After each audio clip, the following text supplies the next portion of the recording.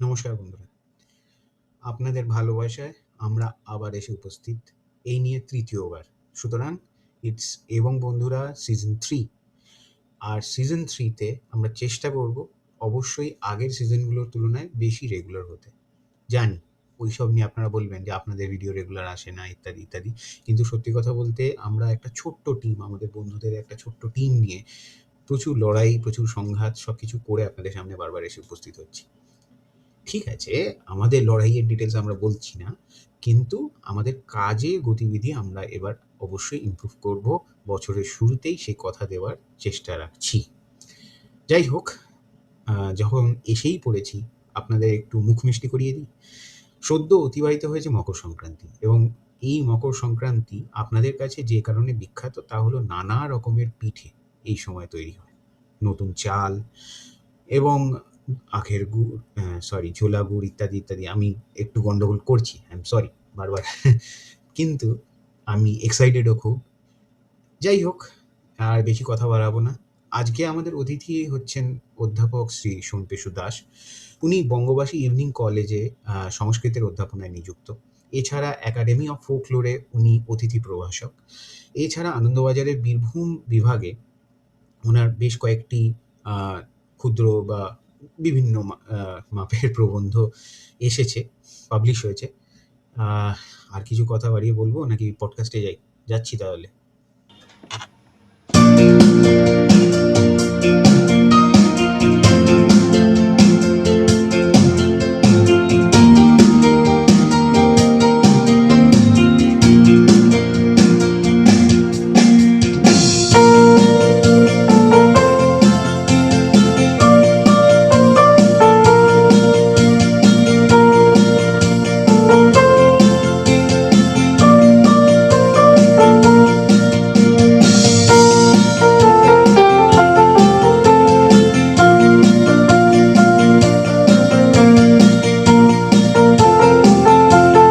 তো নমস্কার বন্ধুরা এবং বন্ধুরার আর একটি এপিসোডে আপনাদেরকে স্বাগত।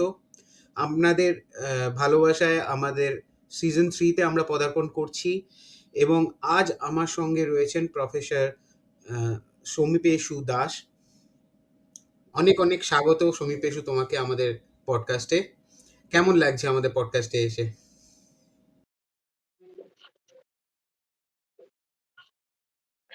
হ্যাঁ, আমি এই চ্যানেলে অনেকদিন ধরেই সাবস্ক্রাইবার হয়ে আছি এবং বিভিন্ন বিষয় আমাকে খুব প্রভাবিত করেছিল এবং আমার খুব ভালোও লেগেছিল, এবং বিশেষ করে যে টপিকগুলো এখানে রয়েছে, অবতার বা একটা এপিসোড আমি দেখেছিলাম যে রবীন্দ্রনাথের পঞ্চভূতের উপর একটা কথা দেয়া ছিল।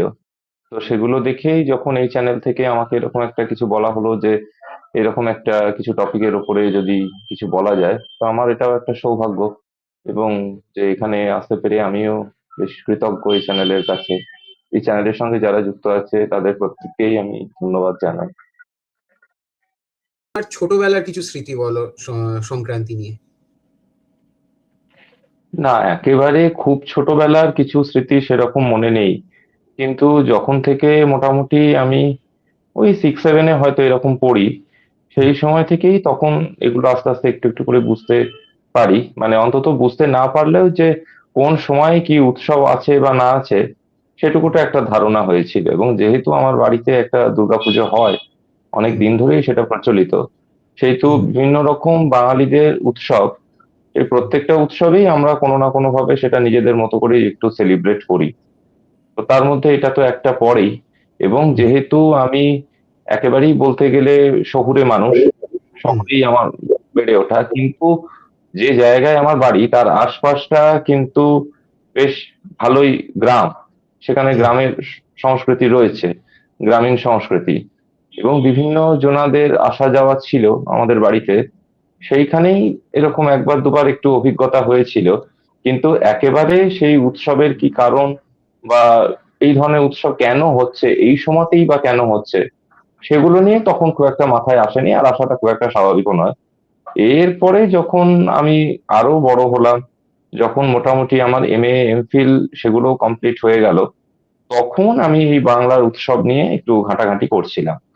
সেই সময়ই আমি বিভিন্ন উৎসব নিয়ে একটু দেখতে শুরু করি। সেটা সোশ্যাল আসপেক্টটা কিরকম, তার অ্যানথ্রোপোলজিক্যাল স্টাডি গুলো কিরকম রয়েছে, সেইটাই আমার সেখান থেকেই শুরু। তো আমার যেমন একটা স্মৃতি রয়েছে বলতে কি, আমার একটু উড়িষ্যার সঙ্গে কানেকশন রয়েছে, মানে নট ফ্যামিলির দিক থেকে নয়, বাট আমি যেহেতু আমার গুরুদেবের আশ্রম কটকে এবং বেশ ইন্টেরিয়ারে, এবং সেই কারণে ওখানে আমি ওদের মধ্যে উৎসবটা দেখেছি। যেরকম বাঙালিদের মধ্যে পিঠে পার্বণের ব্যাপারটা রয়েছে, ওদের মধ্যেও রয়েছে প্রচুর পরিমাণে। এবং ওখানে আমাদের বাঙালিদের যে আলপনা দেওয়ার রীতি আর উড়িষ্যার আলপনা দেওয়ার রীতিটা বেশ আলাদা। ঠিক আছে, আমাদের যেমন চক্করি গুলে একটা সুন্দরভাবে, মানে একই কালারের একখানা আলপনা হয়, ওদের ওখানে রঙের প্রয়োগ হয়। তো ওই ক্ষেত্রে হুম। ওদের এই ব্যাপারটা একটু আলাদা হয়ে যায়।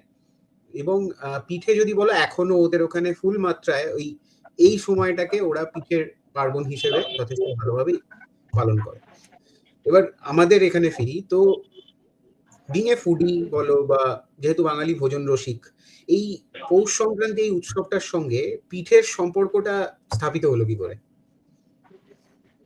দেখো, পৌষ সংক্রান্তির যে উৎসবটা, সেটা কিন্তু একটা নতুন ফসলের উৎসব। আমাদের হুম, বাংলায় যতগুলো উৎসব রয়েছে তার হুম, কেন্দ্রভূমিতে কিন্তু রয়েছে ফসল, হারভেস্ট ফেস্টিভ্যাল যেটাকে বলে। হ্যাঁ, হুম, সেটা আমাদের যে যে সময়ে ধান কাটা হচ্ছে, আউশ আমন বোরো, এই তিন রকমের যে ধান হয় সময়কালীন, সেই যখনই সেই নতুন ধান উঠেছে বা নতুন শস্য ঘরে এসেছে, ঠিক সেই সময়ই কিন্তু কিছু না কিছু উৎসবের একটা উৎস জড়িয়ে গেছে। যে উৎসবের উৎসটা আমরা যদি খুঁজতে যাই, তার কারণটা কি, তাহলে সেটাই কিন্তু হচ্ছে যে ওই ফসল, ফসল কেন্দ্রিক কৃষি লোকাচার, কৃষি কেন্দ্রিক যে আচারগুলো। এবার যেহেতু সেই নতুন ফসল, নতুন ধান তখন উঠছে, ধান থেকে কি হচ্ছে, চাল হচ্ছে, আর পিঠে তৈরি করতেও সেই চালের গুঁড়ি লাগছে। হুম এই জন্যই পিঠের সঙ্গে এটা সম্পর্ক। আমাদের এটা একটা শিষ্টাচারই আছে যে নতুন যখন কিছু বাড়িতে আসে, সেটা যে কোনো জিনিসই হোক না কেন, সেটা আমরা একটু আমাদের গৃহদেবতা বা কুলদেবতাকে একটু উৎসর্গ করি, হুম, যে হুম, হুম, প্রথমটা তুমি সূচনা করো, তারপরেরটা আমরা দেখে নেব। তো ওই যে ব্যাপারটা, সেই থেকেই কিন্তু এই পিঠে পার্বণের সংযোগটা। এবং খেজুরের গুড় আসছে। হ্যাঁ, যে গুড় এই সময় দিতেই হয়, পাটিসাপটা হোক, সেটা আমাদের সেদ্ধ পিঠে করে একটু তার সাথে গুড় মাখিয়ে হোক, কি দুধ পুলি হোক, সেগুলোতেও হুম। গুড় দিতে হচ্ছে, খেজুর গুড়, তার কারণ খেজুর গুড়টাও এই সময়তেই তৈরি হচ্ছে। তো সবটাই প্রকৃতির সঙ্গে কানেক্টেড। আর আরেকটা ব্যাপার, মানে তুমি যেহেতু এই সব সমস্ত জিনিস নিয়ে রিসার্চ করেছো, আম, মোটামুটি কয় রকমের পিঠের সন্ধান পেয়েছো? পিঠে অনেক রকমেরই কিছু দেখেছি, যেগুলো কমন: বকুল পিঠে, আরশে পিঠে বা আজকে পিঠে বলে, দুধ পুলি, তারপর হচ্ছে ভাজা পুলি, ঝাল পিঠে। যেহেতু আমার বাড়ি বীরভূমে, অরিজিনাল বাড়িটা বীরভূমে, সেহেতু হচ্ছে ওখানের একটা ব্যাপার আছে, বীরভূমের দিকে দেখবে খুব পোস্ত খাওয়ার একটা চল আছে। ওখানকার বিয়ে বাড়ি, অন্নপ্রাশন, যে কোনো, হ্যাঁ, ওইসব যে হুম, কোনো জায়গাতেই তোমার উৎসব, মানে এই, মানে খাওয়া দাওয়ার এরকম ভোজে কাজে হচ্ছে পোস্তটা দেওয়া হয়, আলু পোস্ত। এবং সেই হুম, পোস্ত কিন্তু একদম অন্য রকম হয়, একদম হচ্ছে খুব, মানে জল জলে পোস্ত আর কি, মানে পোস্ত আচ্ছা, ঝোল। আমরা যেরকম টাইট পোস্ত করি, ওখানে হলুদ দেওয়া হয় না, আর পোস্তটা একটু ওরকম জলো জলো হয়, মানে যেটা ভাত দিয়ে মেখে খাওয়া যাবে আর কি। হুম, হ্যাঁ, তো এই পোস্তটা যেটা এখনো বেশ কিছু বাড়িতে ওখানে রেগুলার হচ্ছে পোস্তর বড়া খাওয়া হয়। সেই জন্য হুম, পিঠেতে, হ্যাঁ, পিঠেতে দেখো আমাদের এই কলকাতা বা একটু শহরতলির এই আশেপাশে, এখানে কিন্তু তুমি পোস্ত পিঠে অতটা দেখতে পাবে না। সাধারণত ওই নারকেলের পুর কি সন্দেশের পুর, এগুলো দেয়া হুম, হয়। কিন্তু হুম। বীরভূমের দিকে একটা যেটা করা হয়, সেটা হচ্ছে ওই পোস্তর পুর দিয়ে পিঠে তৈরি করা হয়। এবং পুস্তরপুর দিয়ে? সেটাকে, হ্যাঁ, পোস্তর পুর দিয়ে পিঠে তৈরি হয়। এবং পোস্তটা যে বাটা হয়, তার হুম, সাথে শুকনো লঙ্কা বাটা হয়, শুকনো লঙ্কা বা কেউ কেউ কাঁচা লঙ্কাও বাটে। এবার সেইটা হুম, মানে একটু ঝাল ঝাল হবে। এবং সেই ঝালটা হওয়ার জন্য ওটা বেশ শীতকালে একটা বেশ মুখরোচক খাবার হবে, একটা বেশ টেস্টি টেস্টি একটা ব্যাপার আসবে। সেই পোস্ত পিঠে কিন্তু ওখানে এটা আছে, এটা একটা চল দেখেছি। আর আমি খাইনি কোনোদিনও, কিন্তু আমি একজনের কাছে শুনেছিলাম, তার বাড়ি ছিল শিলচরের ওইদিকে। আচ্ছা। শিলচর ওইখানে সে কর্মসূত্রেই ওখানে বেশ কিছুদিন ছিল। ওখানে এরকম ওই বাঁশের ভেতরে একটা ওই চালের বাটা দিয়ে সেটাকে ওই আগুনে পুড়িয়ে তারপর সেই বাঁশটা ফাটিয়ে সেখান থেকে পিঠে বার করা হতো। সেটাকে ওরা আচ্ছা। বলতো চোঙা পিঠে। আচ্ছা। চোঙা পিঠে ওরকম চোঙের মতো দেখতে হতো বলে ওটাকে বলতো চোঙা পিঠে। এবার তার সাথে একটু নারকেল বাটা, দুধ, ক্ষীর এসব তো দেয় সেটাকে একটু সুস্বাদু করার জন্য, কিন্তু এরকম চোঙা পিঠের একটা নাম আমি শুনেছি, কিন্তু এটা আমার এখনো অব্দি এটা মানে নিজের কখনো এটা স্বাদ নেওয়া এখনো অব্দি সম্ভব হয়নি। কিন্তু এটা বলবো যে ওই পোস্ত পিঠেটা আমি বীরভূমে প্রচুর খেয়েছি এবং আমার বাড়িতেও এটা মানে বেশ কয়েকবার হয়েছে। এখন হয়তো অতটা হয় না, কিন্তু একটা সময় তো এগুলো রেগুলার ছিল। বাহ! তো আই উইশ যে তুমি খুব শিগগিরই এই সরি এই পিঠেগুলোর স্বাদ পাও। ঠিক আছে। তো এবার আসছি দ্বিতীয় প্রশ্নে। সেটা হচ্ছে যে এই যে পৌষ সংক্রান্তির যে উৎসব, এই উৎসবের সঙ্গে ধর্মের যোগ এইটা কবে থেকে স্থাপিত হলো মূলত?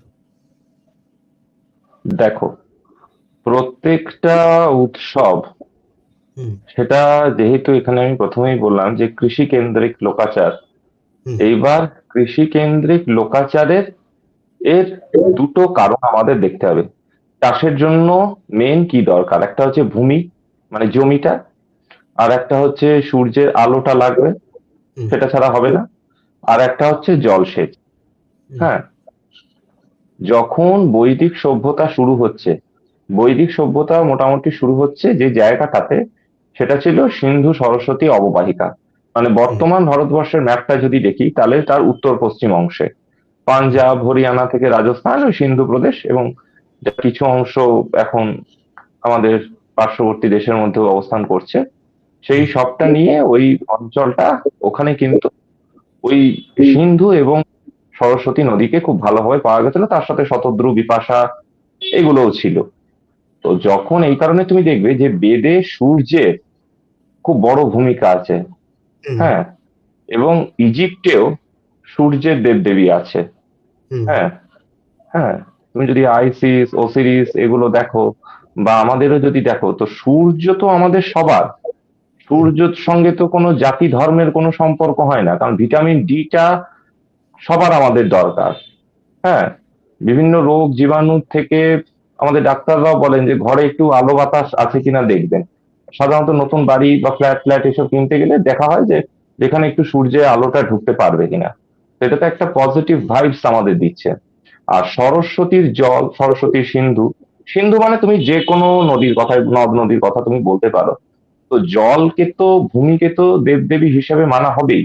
আর দেবতার দুটো প্রধান কাজ হচ্ছে যে আমাদেরকে কিছু দান করবে অথবা আমাদের ত্রাণ করবে। দান বা ত্রাণ। হ্যাঁ, তো এইখানে যেহেতু সূর্যের ওই আলোতে আর উর্বর ভূমি আর নদীর জলসেচ এই তিনটে হচ্ছে, সেই জন্য সূর্য, জল এগুলোর ওপর একটা দেবদেবীর ব্যাপার এসে গেল। হ্যাঁ, এবং যারাই এই কৃষি সভ্যতাকে নিয়ে এগিয়েছে তাদের প্রত্যেকের কাছেই কিন্তু এই সূর্যের একটা খুব বড় ভূমি, সূর্যের আলো বলি বা ভূমি বলি। তো যে আমাদের দান করবে সেই তো দেবতা হবে। আজকে মনে করো কোনো একটা জায়গাতে বন্যা হয়েছে, হুম, সেই জায়গাতে কেউ মনে করো সাহায্য করেছিল, বা দুর্ভিক্ষের সময় কেউ সাহায্য করলো, আমরা তখন বলি না যে উনি তো সাক্ষাৎ ভগবান ছিলেন। হুম, হ্যাঁ, বা কোনো ডাক্তার, কবিরাজ তাদের সম্পর্কেও দেখবে এরকম কথা বলা হয়, যে আরে উনি তো সাক্ষাৎ ভগবান ছিলেন। হুম, হ্যাঁ, তো ওই কি হচ্ছে না, আমাদের দান করবে কিছু অথবা আমাদের ত্রাণ বা রক্ষা করবেন। এবার যেহেতু ওই চাষের সঙ্গে এগুলোর সম্পর্ক, তাই অটোমেটিক্যালি এর সঙ্গে একটা ধর্মীয় ব্যাপার তো এসেই গেল। কারণ আমাদের অধ্যাত্ম যে চিন্তা, সে অধ্যাত্ম চিন্তার মধ্যে আমরা সবসময়তেই কিন্তু কোনো একজন বা কোনো একটা অলৌকিক শক্তিকে বিশ্বাস করছি। হুম, আমাদের জানে তার, সেটা যার কাছে আছে বা আমাদের থেকে একটু উন্নত ভাবে যার কাছে রয়েছেন, তিনি কিন্তু হচ্ছেন সেই দেবতা, শক্তিমান দেবতা, দেবতা বা দেবী যাই বলি না কেন। এবং ভূমি যেহেতু স্ত্রীলিঙ্গ, হ্যাঁ হুম, শব্দটা একটা স্ত্রীলিঙ্গ শব্দ, সেই কারণ, বা প্রকৃতি, সেই কারণের জন্য তার উপর একটা মাতৃভাব এলো। এবং সূর্য, এই জায়গাটা যেহেতু একটা পুরুষ, এবং সূর্যকে পুরুষ হিসেবেই বা কল্পনা করা হলো কেন, তার কারণ হচ্ছে পুরুষের যে পৌরুষ, তার যে তেজ, তার যে শক্তি, ম্যাসকুলিনিটি আমরা যেটাকে বলি, মানে ইন জেনারেলি বা সো কল্ড যেটাকে বলি, সেটা সূর্যের মধ্যে ছিল, কারণ তখনকার ভাবনা চিন্তাগুলো ওই রকম ছিল। জেন্ডারাইজ করে দেওয়ার যে ব্যাপারটা, তখন কিন্তু তাদের নেচারের উপর ডিপেন্ড করতো। সেই থেকেই একটা ধর্মের সঙ্গে তার যোগাযোগ তৈরি হয়ে গেল, এটাই। হুম। আচ্ছা, একটু আউট অফ কনটেক্সট হতে পারে এই প্রশ্নটা, কিন্তু এই যে হুম, তুমি বললে যে ধরে নাও কোনো অঞ্চলে কোনো ব্যক্তি বিশেষ কোনো কাজ এমন করলেন যার ফলে সেই অঞ্চলের সমস্ত মানুষের একটা সুবিধা হলো বা তারা ত্রাণ পেলো কোনোভাবে, এবং তখন সেই মানুষকে আমাদের এখানে প্রায় ভগবানের তুল্য পূজা করা হলো। হুম। এই এই কারণেই কি আগেকার দিনে ধরো এই যে আমাদের দেখা যেত যে কোনো তার পিতৃপুরুষের নাম যখন উল্লেখ করেছে, ঈশ্বর শ্রী রমাপ্রসাদ রায় বা সামথিং, মানে লাইক অমুক চন্দ্র তমুক এরকম, এই কারণটা কি, মানে যদিও এটা আউট অফ কনটেক্সট কোয়েশ্চেন, কিন্তু আমি জাস্ট আমার কিউরিওসিটির কারণে রাখলাম এই প্রশ্নটা। না, ওইটা সাধারণত দেখবে যে কেউ গত হলে হুম। তার নামের আগে একটা এরকম চন্দ্র বা ঈশ্বর বসিয়ে দেওয়া হয়। হুম। তার কারণ হচ্ছে এটাই মনে করা হয় যে তিনি স্বর্গে গেছেন, তার স্বর্গ লাভ হয়েছে, আর স্বর্গে দেবতা ঈশ্বর তারাই থাকেন। ও, সেই কারণে আমরা খারাপটা তো চিন্তা করি না, ভালোটাই চিন্তা করি, এবং আমরা সবাই স্বর্গেই যেতে চাই।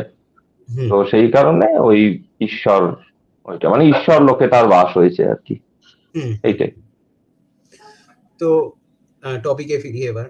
তো বিষয়টা হচ্ছে যে আমাদের যে পৌষ পার্বণ, কিংবা এবার এই পৌষ পার্বণ তো শুধু যে আমরা পালন করছি তা নয়, ভারতবর্ষের অন্যান্য রাজ্যগুলোতেও এটা পালন করা হচ্ছে, এবং সব জায়গাতেই একটা ডিফারেন্স রয়েছে। এখানে আমাদের যেমন এটা তুমি বললে যে কৃষি লোকাচার থেকে আসছে, অন্যান্য জায়গাতেও বেসিক্যালি তাই কি, নাকি অন্য কোনো আসপেক্টও থাকছে? দেখো, এই ক্ষেত্রে ব্যাপারটা হচ্ছে আমাদের দেখতে হবে যে কোথায় কোন ধরনের শস্য বেশি উৎপন্ন হচ্ছে। হ্যাঁ, আমাদের জিওগ্রাফি এটা দেখতে হবে, এবং তার সাথে এগ্রিকালচারাল সায়েন্সটাকেও দেখতে হবে। কোন মাটিতে কি ফসল ফলে না ফলে, যেমন দক্ষিণ ভারতে কৃষ্ণ মৃত্তিকা এরকম একটা ব্যাপার আছে, সেখানে কি ফসল ফলছে। হ্যাঁ, তুমি দেখবে তামিলনাড়ু, পন্ডিচেরি, এবং কর্ণাটক, তেলেঙ্গানা, কেরল, এই যে একটা তো জয়েন্টের জায়গা আছে, কর্ণাটক, কেরল, তামিলনাড়ু, তেলেঙ্গানার এই অঞ্চলটা, এই সব জায়গাতেই কিন্তু পোঙ্গলটা হয়। তামিলনাড়ুর ওটা বলে ঠিকই, তামিলনাড়ুর নিজস্ব, কিন্তু তামিলনাড়ু ছাড়াও আরো ওইসব জায়গাতে বিভিন্ন অন্যান্য কয়েকটা স্টেটেও পোঙ্গল আছে। সেই পোঙ্গল উৎসবে তো চাল আর ডাল তো লাগবেই। আমরা হুম। যেটাকে নবান্ন বলছি, নব অন্ন বা নতুন অন্ন বা নতুন হুম। চাল বা ভাত যেটাই বই না কেন, সেখানেও তো তাদের ওই রান্নাটা হচ্ছে। এবং ওদের কালচারে আখ গাছ দেয়া হয়, আখের হুম। গুড় লাগে, কারণ হুম। ওখানে আখ চাষটা বেশি হয়। হ্যাঁ, তো এইটা তোমাকে আগে দেখে নিতে হবে যে কোথায় কোন চাষটা হচ্ছে। পাঞ্জাব, হরিয়ানা এইসব জায়গার ক্ষেত্রেও লোহরি বলে একটা ওদের উৎসব হয় এই একই সময়ে। হুম। সেখানে ভুট্টা, পালং শাক এগুলো থাকে। বা আমাদেরও এই পৌষ সংক্রান্তি বা এগুলোর সময় দেখবে মূলো দেয়া হয়, এটা আমাদের সিজনাল। মূলো আমাদের এখানে হচ্ছে, যেখানে যেটা হচ্ছে, যে ফসলটা যেখানে বেশি ভালো পাওয়া যাচ্ছে সেখানে সেটাই দিচ্ছে। একটা আমি মানে সাপোর্টেই একটা কথা বলি যে লক্ষ্মী পুজোতে পূর্ববঙ্গীয় সংস্কৃতির মধ্যে কিছু কিছু জায়গাতে দেখবে মাছ দেওয়ার, মাছ ভোগ দেওয়া হয়, কিছু কিছু জায়গাতে মাছের ভোগ দেওয়া হয়। তার কারণটা হচ্ছে পূর্ববঙ্গের যে নিচুর দিকের যে অংশটা, মানে জলা যে জায়গাটা, ওই বরিশাল, খুলনার এই সব জায়গাতে, সেখানে কিন্তু ওই নদী নালা, কাজেই সেখানে মাছ আসছে, যারা হুম। যেটা খুব সুলভে পায় তারা সেটাই দেবদেবীকে নৈবেদ্য দিচ্ছেন বা উৎসর্গ করছেন। সবটাই ডিপেন্ড করছে কিন্তু যে কোথায় কোনটা হচ্ছে, যেখানে যেটা হবে ওই রকম ভাবে আহ, কোনটা, কোথায় কোন অর্ঘ্য দেয়া হবে, কোথায় কি নৈবেদ্য দেয়া হবে, এই সবটাই ডিপেন্ড করছে তার ক্লাইমেটের ওপর এবং সেখানে কি কি শাক সবজি ফসল মাছ পাওয়া যাচ্ছে। কারণ বাঙালির খাদ্যাভ্যাসে মাছটা জড়িয়ে গেছে, তার কারণ এখানে আমরা সাগরটাকে পেয়েছি, হুম। নদীগুলোকে এত বেশি ভালোভাবে পেয়েছি। যাদের মধ্যে সেই জায়গাটা আসেনি তাদের সেই খাদ্যাভ্যাসটাও সেভাবে তৈরি হয় না। সবটাই এরকম। কিন্তু যদিও মাছের কথা বললে, এবার ইদানিংকালে অনেক কিছু নিয়েই বিতর্ক সৃষ্টি হয়, এবং সেখানে এই যে লক্ষ্মী পূজায় মাছের যে ব্যবহারের কথাটা হুম। আসছে, সেই নিয়েও কিছু কিছু ক্ষেত্রে মানে যারা হয়তো, আমাদের এখন মেন প্রবলেমটা হচ্ছে যে বাঙালিরা নিজেদের সংস্কৃতি সম্পর্কে অনেকটাই অচেতন, এবং সেই কারণে অনেকেই এই জিনিসটাকে নিয়ে লক্ষ্মী পুজোয় কি করে মাছ ব্যবহার করা যায় বা কিছু এই নিয়ে একটা প্রশ্ন তোলে। এরকম আগে কখনো এই জিনিসটা বিরোধ হয়নি বা কিছু? না, আমার অন্তত দেখা নেই। আমি ছোটবেলায় যাদের বাড়িতে, আমাদের বাড়িতে তো লক্ষ্মী পুজো আছেই, হুম। কোজাগরী লক্ষ্মী পুজো যেটাকে বলা হয়। হুম। সেই লক্ষ্মী পুজো ওই মানে আমাদের নিজেদের বাড়িতে কখনো খুব ধুমধাম করে লক্ষ্মী পুজো কখনো হয়নি। হুম। কিন্তু আমাদের একজনাদের বাড়ি নেমন্তন্ন থাকতো প্রতি বছরই।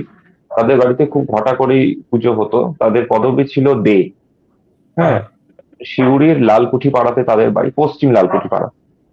ওই তাদের বাড়িতে দেখেছি সেখানে কিন্তু জোড়া মাছ দেয়া হতো, জোড়া ইলিশ। আচ্ছা। এবং আমার জেঠিমার বাপের বাড়ি, হুম। তারাও পূর্ববঙ্গীয়, হুম। তারা ময়মনসিংহ জেলার। হুম।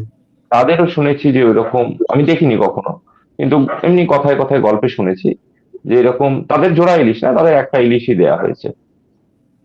জোড়াটা রাখার ব্যাপার হচ্ছে যে মিথুন বোঝানো, একজন হুম। নারী এবং একজন ওই যুগল দম্পতি, সাধারণ ক্ষেত্রে জোটটা ওই হিসেবেই দেখা হয় আর কি। হুম, তো সেইটা এরকম কিছু কিছু দেখেছি, কিন্তু হুম। কখনো এগুলো নিয়ে কিছু সমস্যা হয়েছে বলে আমার অন্তত মনে হয় না। কোনো কোনো শাক্ত দেবদেবীর ক্ষেত্রেও, যেমন তারাপীঠে কিন্তু মাছের ভোগ হয়। হুম, হ্যাঁ, কালীঘাটে হয়, তারা, কালীঘাটে। হ্যাঁ হ্যাঁ, কাজেই এবার শাক্ত দেবী বলে হয়তো সেটা ওখানে দেওয়া হচ্ছে, আবার কিছু কিছু জায়গাতে থাকে না। কিছু কিছু জায়গাতে তো অন্নের ভোগই হয় না, আবার কোথাও অন্নের ভোগ থাকলে সেখানে নিরামিষই দেওয়া হয়। এখন ওই যেটা চলে আসছে ওইটাই। হুম। আচ্ছা, এই তো গেল আমাদের অন্যান্য রাজ্যের বিষয়, সেখানে কিভাবে পালিত হয়, এবং খুব সুন্দরভাবে তুমি সেটা ব্যাখ্যা করলে। আহ, আমাদের যে এই পশ্চিমবঙ্গ কিংবা কিছুটা পূর্ববঙ্গেরও এই সমস্ত জায়গায় আহ, যেভাবে পৌষ পার্বণকে পালন করা হয়, তার মধ্যে কি কোনো আহ, মানে পার্থক্য দেখতে পাওয়া যায়? বেসিক কিছু হ্যাঁ ডিফারেন্স? অবশ্যই, অবশ্যই। আমি এই প্রসঙ্গে একটা খুব সুন্দর কথা বলি। মানে হুম। আমি সুন্দর বলছি মানে আমি কতটা বলতে পারবো জানি না, কিন্তু মানে জিনিসটা আর কি খুব, এটা খুব ইন্টারেস্টিং জায়গা। সেটা হচ্ছে দেখো, মানুষের প্রথম প্রথম দিকে তো আমরা শিকারী ছিলাম, হুম। অরণ্যচারী যখন ছিলাম, বনে বাস করতাম, তখন শিকারের প্রবৃত্তি আমাদের মধ্যে ছিল, সেটাই আমাদের মেন স্ট্রিম প্রফেশন ছিল। তারপর হুম। আস্তে আস্তে আস্তে আস্তে ওই চাষাবাদের দিকে আমরা গেলাম। এইবার এই যে নতুন ধান উঠুক, সেখান থেকে নবান্ন উৎসব হোক, তারপর এখানে পৌষ সংক্রান্তির সময় পিঠেপুলি উৎসব হোক, এই যা কিছু হচ্ছে, এটা, এই পৌষ সংক্রান্তি উৎসবটার কারণ কিন্তু ছিল একটা বৈদিক। হুম, কেন বৈদিক বলি? সেটা হচ্ছে যে সংক্রান্তি মানেটা কি? সংক্রান্তি মানে হচ্ছে সংক্রমণ করা। আমরা বলি না যে এটা খুব সংক্রামক রোগ, মানে হচ্ছে যে একজনের থেকে অন্যজনে ছড়িয়ে যাচ্ছে, মানে এক জায়গা থেকে অন্য জায়গায় চলে যাচ্ছে বা তার বিস্তৃতিটা বাড়ছে। তো বৈদিক জ্যোতিষ যেটা বলে, মানে জ্যোতিষ মানে কিন্তু এখানে কোন রকম ওই হাত দেখা জাতীয় কিছু বলছি না আমি, মানে একবারে জ্যোতির্বিজ্ঞানের যে ধারণাটা, এটা আমাদের স্পেস সায়েন্স বলো বা যাই কিছুই, সেখানে 27টা নক্ষত্র রয়েছে।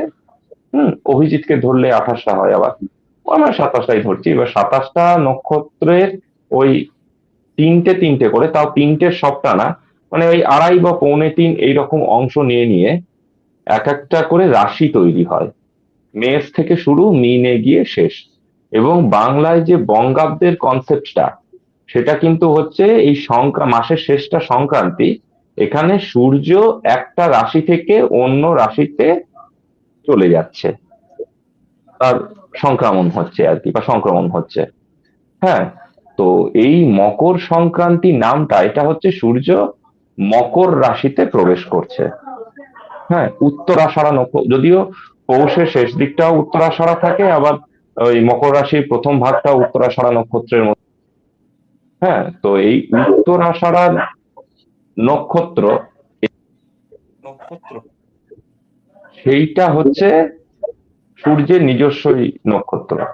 সেইখানে সূর্য গেল এবং সেইখানে তখন সূর্যের তেজটা বাড়বে। এই যে উত্তরায়ণ দক্ষিণায়ন বলা হয়, যে কখন উত্তরায়ণ হচ্ছে আর কখন দক্ষিণায়ন হচ্ছে। হ্যাঁ, দক্ষিণায়নে সূর্যের তেজটা একটু কমে যাচ্ছে এবং উত্তরায়ণ হলে সেখানে হচ্ছে সূর্যের তেজটা আস্তে আস্তে আস্তে আস্তে বাড়তে লাগে। এই মাঘ মাসের সময় থেকে যেহেতু ওই সূর্যের তাপটা আস্তে আস্তে বাড়ে, এবং এটা আমরা খুব মানে ফিলও করতে পারি যে মাঘ ফাল্গুন চৈত্র বৈশাখ আস্তে আস্তে গরমটা বাড়ছে।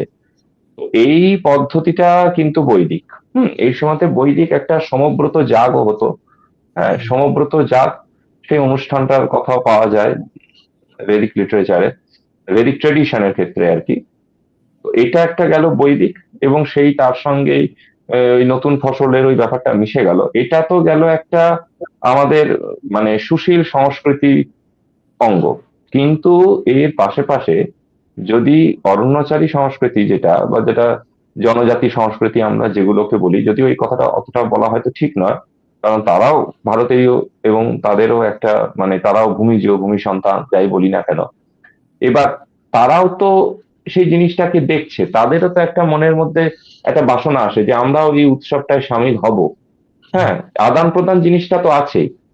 আমরা বাঙালিরাও বেশ কিছু উৎসব এখন বর্তমানে অন্য রাজ্য বা অন্য কোনো জাতির বা অন্য কোনো জায়গা থেকে সেটাকে আমরা নিচ্ছি, আবার আমাদের থেকেও কিছু কিছু জিনিস সেখানের মধ্যে যাচ্ছে। এরকম ব্যাপারও কিন্তু হচ্ছে।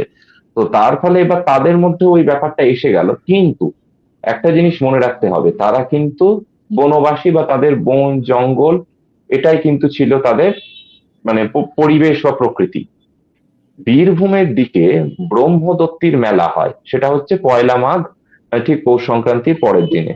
এবার আচ্ছা, ব্রহ্মদত্তির মেলা জিনিসটা কি? ব্রহ্মদত্তির মেলাটা, এই মেলাটা হচ্ছে সূর্যাস্তের আগে শেষ হয়ে যাবে, এবং হুম, একটা ধারণা আছে ওখানে যে ওই সন্ধ্যেবেলায় কেউ গেলে তার ঘাড়ে ব্রহ্মদৈত্যী এসে চাপবে, সেই জন্য মেলাটা তাড়াতাড়ি গুটিয়ে গেল। এখন আচ্ছা, এরকম এই প্রসঙ্গে নানা রকম কথাবার্তা গল্প আছে, যে কেউ বলে যে ওই এক সময় কেউ মারা গেছিল, এবার তার আত্মাটা ওই মানে ব্রাহ্মণ থেকেই তো ব্রহ্মদত্তিটা হয়, তার আত্মা এখনো ঘুরে বেড়ায়। কিন্তু এইসব গল্প গাছা যাই থাকুক না কেন, এর কারণটা হচ্ছে সুরক্ষা। একটা বনে জঙ্গলে তুমি কি সন্ধেবেলা আলো নেই, টর্চ নেই, মোবাইল নেই, সেই যুগে তুমি কি নিজে নিজে যেতে পারবে? কখনোই সেটা সম্ভব নয় বনে কিছু প্রোটেকশন না নিয়ে। তো তার ফলে তাদের ওই ট্রেডিশনটা কিন্তু রয়ে গেছে, এবং কিছু জায়গাতে এরকমও আছে, বীরভূমের একটা জায়গাতে, যে ওখানে ঢিল মেরে ঢুকতে হবে। ওই মেলার মাঠে ঢুকতে গেলে, ওই বা পুজো দিতে গেলে ঢিল মেরে যেতে হবে। এবার ঢিলটা মারার কারণ কি? ঢিল মারার কারণ হচ্ছে, দেখো রাস্তায় যদি কুকুর তাড়া করে বা কোনো এসব কিছু আছে, আমরা হ্যাঁ হ্যাঁ ফুসফুস বা একটু কিছু ঢিল ছুড়ে দিলাম যে সে দূরে গেল। তার কারণ তখন হচ্ছে বনের পশু সাপ টাপ এগুলো তো ছিলই, ওই আত্মরক্ষা বা সুরক্ষার জন্য তাদের ওইটা ছিল। এবার ওইটাকে তো তারা ছাড়তে পারবে না, তাদের তো ওটা মিশে গেছে, তাদের তো ওটা ট্রেডিশন হয়ে গেছে। হ্যাঁ, কিন্তু আবার তারা হচ্ছে এই উৎসবটাতেও তারা সামিল থাকছে, কারণ তারাও চাষাবাদ করছে, তাদেরও নতুন ফসল আসছে। সেই সময় চাল বা এসব কিছু বিক্রি বাটা করে তাদেরও হাতে কিছু অর্থ আসছে, বা মেলা মেলা তো একটা মানে ইকোনমিক সিস্টেমেরই একটা অংশ, সেটা আমাদের ইকোনমিক্স এর সঙ্গে জড়িত। তো হুম, তার ফলে হচ্ছে যে ওই উৎপাদনটাও তারা করছে, তারাও সেটাতে আনন্দে সামিল হচ্ছে, কিন্তু তারা ওই জিনিসগুলোকে কিন্তু ভুলতে পারছে না। বা হুগলির দিকে দেখবে একটা জায়গাতে রাজবল হাটের দিকে আলুর হুম, দমের মেলা হয়, তার কারণ আলুর দমটা হচ্ছে এই সময় একটা নতুন আলু ওঠে, সেই হুম, হুম, নতুন আলু দিয়ে ওই আলুর দমটা হয়। তার মেলা। তার কারণ এই সময়তে হ্যাঁ তার মেলা, আলুর দমের মেলা বলে। তো এইগুলো হচ্ছে একটা স্থানীয় ব্যাপার। এখন নিশ্চয়ই ওই জায়গাতে আলু চাষটা খুব ভালো হয় বা হতো। আবার এইদিকে যেসব জঙ্গলমহল জায়গা, সেসব জায়গাতে তারাও তাদের মতন করেই রেখেছে।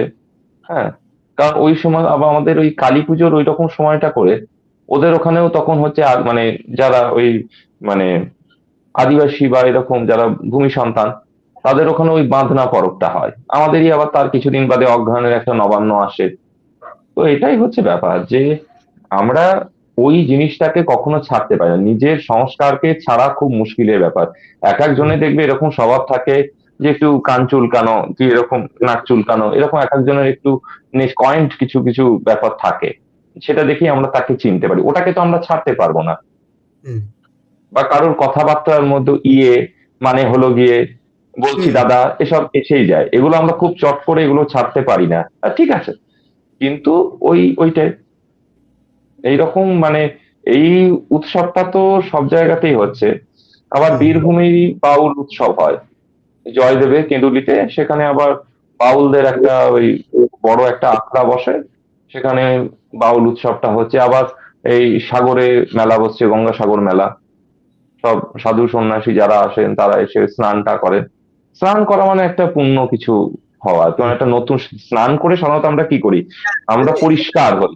হ্যাঁ, মানে হ্যাঁ, আমি তো ওই একটা জিনিস অ- দেখেছি, ধরো এই যে সংক্রান্তি বলো বা এই ধরনের উৎসব যেগুলো হয়, স্নানটা একটা খুব গুরুত্বপূর্ণ ভূমিকা হ্যাঁ, পালন করে। শৌচকর্ম, শৌচকর্ম। আমরা কোনো কিছু পরিষ্কার করতে গেলে তো আগে হাত ধুই। হুম হ্যাঁ, বিগত কিছু বছর আগেই আমাদের বাড়ি এসে স্যানিটাইজারে হাত ধোয়া একটা সময় গেছে। হুম হ্যাঁ, বেশ খুব আগের ঘটনা না, বেশ খুব রিসেন্ট পাস্ট বলতে গেলে। তো ওই হুম পরিষ্কার পরিচ্ছন্নতা, তার নতুন কোনো কিছু আমরা যখন শুরু করছি, তার আগে তো একটা পরিষ্কার পরিচ্ছন্নতার দরকার হয়। ওই যে সূর্যের আস্তে আস্তে এবার তেজটা বৃদ্ধি পাবে, আস্তে হুম। আস্তে সূর্য এবার উত্তরায়ণের দিকে যাচ্ছে। ওকে, তো এবার আমরা আসছি একটু বিহুর ব্যাপারে বা টুসুর ব্যাপারে, একটু যদি ডিটেলসে বলো। হ্যাঁ, টুসুর ব্যাপারটা হচ্ছে খুব স্পেসিফিক্যালি বলতে গেলে পুরুলিয়া হুম এবং তার সঙ্গে হচ্ছে মানভূম। হুম হ্যাঁ, যেটা ঝাড়খণ্ডের মধ্যে কিছুটা অংশ পড়ে যায়। আর হুম এদিকে হচ্ছে বাঁকুড়া, ঝাড়গ্রাম, এই অঞ্চলটা মানে মোটামুটি দেখতে গেলে জঙ্গলমহল, হুম সেখানেই টুসু। এবং টুসুকে কোথাও কোথাও লক্ষ্মী হিসেবেও কল্পনা করা হয়, যেহেতু টুসু নামটা হচ্ছে একটা নারী। হ্যাঁ, হুম এটা একটা স্ত্রীলিঙ্গেরই শব্দ, সেই কারণে ওটাকে একটা নারীর প্রতিমূর্তি হিসেবে ধরা হয়। তবে টুসু নামটার সঙ্গে কেউ কেউ বলেন যে তিস্যা নক্ষত্রের একটা সম্পর্ক আছে। আচ্ছা। তিস্যা বা এবং তিস্যা নক্ষত্রেরই আরেকটা নাম হচ্ছে পুষ্যা, যেখান থেকে পৌষ শব্দটা এসছে আর কি। হ্যাঁ, হুম প্রত্যেকটা মাসের নামই কিন্তু একটা একটা করে নক্ষত্র থেকে এসেছে। বিশাখা থেকে বৈশাখ, চিত্রা থেকে চৈত্র, তেমনি পুষ্যা থেকে পুষ্যা, সেখান থেকে পৌষ হচ্ছে, যারই অন্য নামটা হচ্ছে ওই তিস্যা। আবার কেউ কেউ বলেন যে ধানের তুষ, সেখান হুম। থেকেও হয়তো টুসু এটা এসছে। এবং এবং ধানের টুসু এটা একটা যোগ আছেই, ধানের হুম সঙ্গে হুম একটা যোগ আছে। হুম হুম একদম পৌষ হুম লক্ষ্মী যেটা বলা হয়। এবং হুম তুমি দেখো, এটা টুসুটা কিন্তু হচ্ছে একদম আমাদের পৌষের আগে কি হচ্ছে, অঘ্রাণ, হুম কার্তিক, অঘ্রাণ, পৌষ। হুম অঘ্রাণের সংক্রান্তি থেকে মানে ওই ইতু পুজোর দিন থেকে সেইটা একদম পৌষ সংক্রান্তিতে গিয়ে শেষ হয়। এটা একটা পুরো এক মাসের এটা একটা ব্রত। হুম। হুম এবং এই টুসু সব জায়গায় মূর্তি হয় না, কিছু কিছু জায়গাতে টুসুর মূর্তি একটা ওই লক্ষ্মীর মূর্তি হিসেবেই ভাবা হয়। এবং এই যে পৌষ লক্ষ্মীর ব্যাপারটা বলি, পৌষ লক্ষ্মীর সঙ্গে টুসুকেও কখনো কখনো জুড়ে দেওয়া হয়, কিন্তু টুসুর যে গানগুলো হয়, সেই হুম টুসুর গানগুলো কিন্তু একজন মেয়ের কথা, খুব আদুরে মেয়ের কথা, এবং যাকে ঘরের মেয়ে হিসেবেই ভাবা হয়। যেমন ওই দুর্গাপুজোয় উমাকেও ভাবা হয় ঘরের হুম মেয়ে, সেরকম টুসুকেও ওই একই ভাবনা চিন্তাগুলো ওখানের মধ্যে এসেছে। আর এই পৌষ লক্ষ্মীর যে কনসেপ্টটা, মানে তুমি দেখবে যে আমাদের এপারের মানে আমাদের যারা আমাদের এদেশীয় যারা ঘটি বলি আর কি, এদের ওই 3 মাসে তিনটে লক্ষ্মী হয়, চৈত্রে, ভাদ্রে আর পৌষে। সে হুম হাঁড়ির ভেতর কড়ি ধান এসব থাকে, এবং সেইগুলো সেই মানে কোনো লক্ষ্মীর মূর্তি টুর্তি কিচ্ছু না, সেইটা বেরিয়ে আসে, সেইটা বেরিয়ে ওই ওই সময় পুজো টুজো করা হয়। এবং এই ব্যাপারটাও কিন্তু হচ্ছে যে দেখো, ওই একজন গর্ভবতী নারীর প্রতীক হাঁড়িকে যদি কল্পনা করো, তার হুম আকার আয়তনটা সেটা গর্ভবতী। এবং ভূমিকে যদি আমরা মা হিসেবে কল্পনা করি, ভূমি মাতা, ভূমিকে তো হুম আমরা মা হিসেবেই করি। তো সেই নতুন ধান এলো, মাতৃগর্ভ থেকে ওই ধানটা বেরিয়ে এলো সেই সময়। এই আচ্ছা। ভাবনা মানে সব সময়তেই কিন্তু এরকম একটা সিম্বলিক কিছু না কিছু জিনিস এসেছেই আমাদের। তো ওই ভাবনাটাই ওখানের মধ্যে রয়ে গেছে, যে যদিও টুসুর ক্ষেত্রে এগুলো অত আসে না, কিন্তু ওই যে বললাম যে বাঙালিদের মধ্যে এত রকমের কালচার রয়েছে, মানে একটা মানে কি বলবো, যে একটা বাড়িতে, বাড়ি থেকে পাড়া, পাড়া থেকে গ্রাম বা শহর, শহর থেকে জেলা, জেলা থেকে এই এত বড় একটা রাজ্য, সে কোথায় কি হচ্ছে এটা বলা যাবে না। এবং হুম, তার সাথে তুমি যদি আবার আমাদের উত্তরবঙ্গের দিকটা দেখো, উত্তরবঙ্গের আলোচনা আমাদের আসেনি, মোটামুটি হুম, সবগুলোতেই আমরা প্রত্যেকটা জেলায় একটু একটু করে ছুঁয়ে যেতে চেষ্টা করেছি, কিন্তু হুম, উত্তরবঙ্গটা আসেনি। কিন্তু উত্তরবঙ্গের সাথেই যে তার সংযুক্ত যে আমাদের প্রতিবেশী রাজ্য, সেটা হচ্ছে হুম, আসাম। সেই হুম, আসামেরই হচ্ছে বিহু, এবং এই বিহুও কিন্তু তিনবারই হচ্ছে ওই আচ্ছা, একই সময় থেকে। বিহুও তিনবার হচ্ছে আর কি।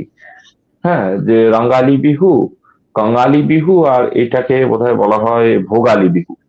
হ্যাঁ, ভোগালী বিহু। তো তিনবার বিহু উৎসব হচ্ছে, ওই এটা ওই হারভেস্ট, এবং তার সাথে আমোদ প্রমোদ, নাচ গান এগুলো রয়েছে। এবং ওই নাচ গানের ব্যাপারটা তুমি যদি বৈদিক যুগ থেকে দেখো, সেখানে হচ্ছে ভূমি দুন্দুভি বলে একটা বাদ্যযন্ত্র ছিল মহাব্রত যাগের সময়তে।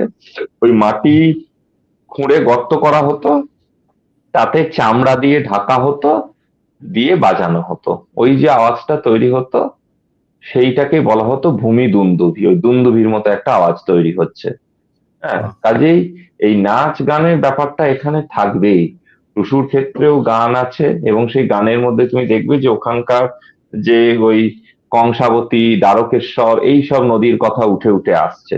হ্যাঁ, ঠিক সেই রকম ভাবেই যে আসামের আবার যে ব্যাপারটা, সেখানে অসমেও হচ্ছে ওই ওই রকম তাদেরও কিছু কিছু। এবার অসমীয়া ভাষার গান যেহেতু আমাদের পক্ষে অতটা হয়তো বোঝা সম্ভব নয়, যেহেতু হুম, অতটা মানে বুঝতে পারবো না, কিন্তু কালচারটা একই রকম থাকে। এবং এই যারা মানভূম, পুরুলিয়া এইসব অঞ্চলে বেশ কিছু শ্রমিক কিন্তু তারা একসময় কিন্তু ওই উত্তরবঙ্গের চা বাগানে গেছিলেন। হ্যাঁ, সেই কারণে এই যে চল মিনি আসাম যাব, এই ধরনের যে গানগুলো রয়েছে, বা মনে হুম, করি আসাম যাব, ওই গানগুলোর মধ্যে সুরটা কিন্তু একই রয়ে গেছে। লোকগান না সবসময়তে কি হয়, লোকগান কিন্তু গানের কথা দিয়ে হবে না। কারণ ভালো একটা ভালোবাসার কথা বলি, প্রকৃতির কথা বলি, পুজোর কথা বলি, আচার অনুষ্ঠানের কথা বলি, সেগুলো থাকবেই, কিন্তু তার সুরটা হতে হবে আঞ্চলিক। সুরের একটা চলন থাকবে। ভাদুর গানের ক্ষেত্রেও দেখবে একটা চলন আছে, টুসুর গানের একটা চলন আছে, রামপ্রসাদী গানেরও একটা, আগমনী গানের একটা নির্দিষ্ট একটা চলন কিছু থাকবে। ওইটাই কিন্তু বারবার করে ফিরে ফিরে, হ্যাঁ, কিছু কিছু হয়তো আলাদা আলাদা আসছে, বা এখন সময়টা বদলে যাচ্ছে বলে হয়তো এক এক রকম হচ্ছে, কিন্তু ওই চলনটা একই রকম থাকবে। কিন্তু এই আহ, উত্তরবঙ্গের ওই কোচবিহার, আলিপুরদুয়ার ওই সংলগ্ন আসাম, সেই আসামেও কিন্তু এই বিহুটা উৎসব ওখানেই হচ্ছে। এবং তার সাথে সাথেই তুমি আরো অন্যান্য রাজ্যে, ওই গুজরাটে, আহ, সেখানেও দেবে ওই ঘুড়ির মেলা বসে, বসে আমরা এই ত্রিপুরাতেও হয়। বেরিয়ে হ্যাঁ, গেছি, ঘুড়ির সবটাই। ব্যাপারটা কোত্থেকে আসছে, এই যে ঘুড়ির ঘুড়ির কানেকশন? ব্যাপার, ঘুড়ির ব্যাপারটা, এটা আমার একদমই মানে একটা গেস, আমি হুম, জানি না কতটা ঠিক। আমার মনে হয় যে ওই সূর্যের ওই গতিতে, মানে ঘুড়ি তো আস্তে আস্তে উড়ে যাচ্ছে আকাশের দিকে, ওই একটা হুম, যাত্রা হচ্ছে, সেই যাত্রাটাকে হয়তো বোঝে। বা এটা আবার এরকমেও হতে পারে যে হয়তো ওখানকার একটা আমোদ প্রমোদের অঙ্গ, ওখানে হয়তো ঘুড়ি টুড়ি এসব কিছু, সুতো ফুতো এসব কিছু ছিল, তার একটা অ্যাডভার্টাইজমেন্টের জন্য হয়তো হচ্ছে। সবসময় মেলা বা কিছু, এগুলো কিন্তু একটা এক ধরনের বিজ্ঞাপনও বটে। হ্যাঁ, কোথায় কি হচ্ছে সবটা তো জানা যায় না। শান্তিনিকেতনের পৌষ মেলা বলো, কি এখন বিভিন্ন হস্তশিল্প মেলা বা এরকম যে মেলাগুলো যেগুলো হয়, হুম, সেখানে তার একটা এক্সিবিশন হচ্ছে, একটা প্রমোশন হচ্ছে, এবং তার সাথে একটা অ্যাডভার্টাইজমেন্ট হচ্ছে। তো সেটাও একটা কারণ হতে পারে, কিন্তু যাই হোক, উপলক্ষটা কিন্তু সব জায়গাতেই মোটামুটি বেঙ্গলটাকেও দেখা গেল, এবং তার সাথে সাথে অন্যান্য বেশ কটা, পাঞ্জাবের লোহরি বললাম, তো কিছু সবগুলোতেই মোটামুটি এই উৎসবটা এখানের মধ্যে রয়েছে। এবং তার সাথে আলপনা, খাওয়া হুম। দাওয়া, এগুলো তো আমোদ প্রমোদেরই একটা অংশ।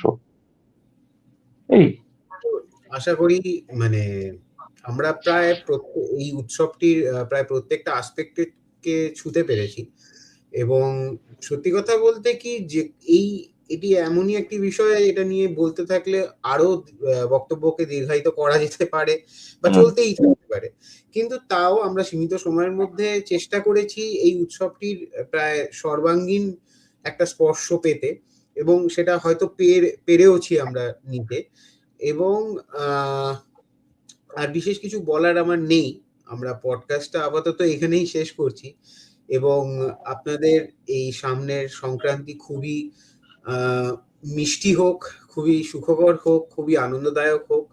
এবং সমীপেশু, তোমাকে অসংখ্য অসংখ্য ধন্যবাদ। তুমি তোমার মানে ব্যস্ত সময়সূচির মধ্যে থেকে আমাদের জন্য কিছু সময় দিয়েছো, এবং আশা করি ভবিষ্যতে তোমার সঙ্গে আমরা এই বিষয় নিয়ে আরো কাজ করতে পারি। ধরো বাংলার অন্যান্য উৎসব কিংবা হারিয়ে যাওয়া যে সমস্ত উৎসব সেই সমস্ত নিয়ে। এবং মানুষজনের আমাদের এই বক্তব্য নিশ্চয়ই ভালো লাগবে আশা করছি। এবং সেইভাবে আজকের পডকাস্ট আমরা শেষ করছি। সোমপেশু, তুমি যদি শেষ মুহূর্তে কিছু বলতে চাও। আমারও এখানে এসে খুবই ভালো লাগলো, এতটা সুন্দর ঘরোয়া ভাবে যে কথাবার্তা বলতে পারলাম। এবং এটা হুম, শুধু তো ইন্টারভিউ নয়, ইন্টারভিউ হলে একের পিছে একটা প্রশ্ন জড়িয়ে আসে, কিন্তু হুম, তুমিও কিছু কথা বললে সেই প্রসঙ্গে, আমিও কিছু কথা বললাম হুম, সেই প্রসঙ্গেই কিছুটা কথা বলা গেল। এবং আমাদের যারা দর্শক যারা রয়েছেন তারাও যদি পরবর্তীকালে কিছু কমেন্টে জানান, যারা দেখছেন, হুম, সেই কমেন্ট যদি মানে যদি এরকম কিছু প্রশ্ন আসে, তো আমি আবার যদি সেটা আমার জানা থাকে বা হুম, যতটা সম্ভব আমি সেগুলো উত্তর দিতে আবার চেষ্টা করব নতুন ভাবে কিছু। সবটাই দর্শকদের উপরে, তাদের কতটা মানে কি বিষয়ে আরো দর্শকের জানতে চাওয়া বা কিছু আছে, তাদের ডিমান্ডটাও আমাদের দেখতে হবে। হুম, যাই হোক, হুম। এটুকুই বললাম। পৌষ উৎসব সকলেরই ভালো কাটুক, আগামী দিনও ভালো কাটুক। নমস্কার। তো বন্ধুরা, আমাদের পডকাস্ট এখানেই শেষ হলো।